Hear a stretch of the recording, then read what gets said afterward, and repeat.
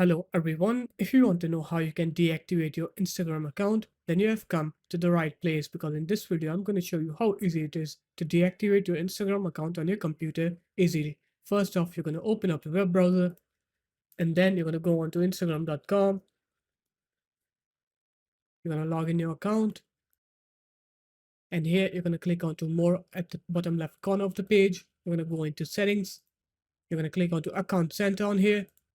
You're going to click onto personal details on here, and then you're going to click onto account ownership and control. You're going to click onto deactivation or deletion here.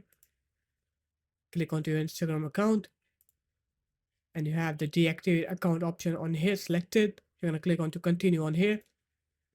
It will ask you to enter your password before you can deactivate your Instagram account. So once you enter your password, you're going to click continue on here, and that should do it.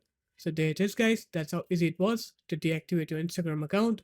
If you guys found this video helpful, make sure to leave a like, comment, and subscribe to the channel. And I'll see you in my next video. Peace.